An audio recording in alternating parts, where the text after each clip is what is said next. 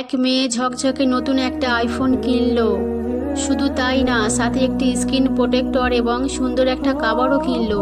সে তার বাবাকে ফোনটা দেখালো। তার বাবা বলল, খুব সুন্দর মোবাইল, এটি কত দিয়ে কিনলে?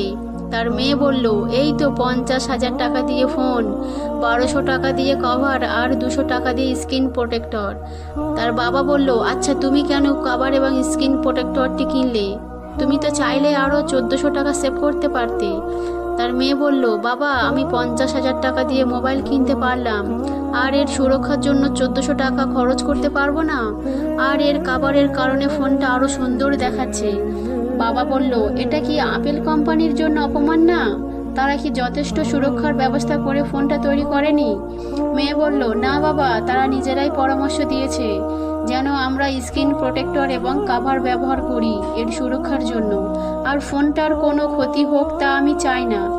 বাবা বলল, এটার কারণে কি ফোনটার সৌন্দর্য কমে যাচ্ছে না? মেয়ে বলল, না বাবা, সৌন্দর্য আরও বাড়িয়ে দিচ্ছে।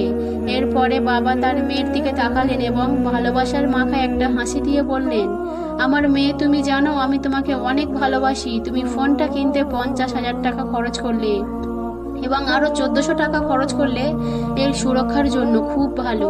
কিন্তু যিনি তোমাকে খুব সুন্দর করে সৃষ্টি করেছেন এবং তোমাকে নির্দেশও দিয়েছেন তোমার সুরক্ষার জন্য যেন কাভার তথা হিজাব পরিধান করো, তাহলে তোমার কি সেই সৃষ্টিকর্তার কথা শোনা উচিত না? ফোনটার সুরক্ষার জন্য তুমি কি করলে তার জন্য তোমাকে আখিরাতে প্রশ্ন করা হবে না, কিন্তু হিজাবের জন্য আমাকে এবং তোমাকে অবশ্যই জিজ্ঞাসা করা হবে।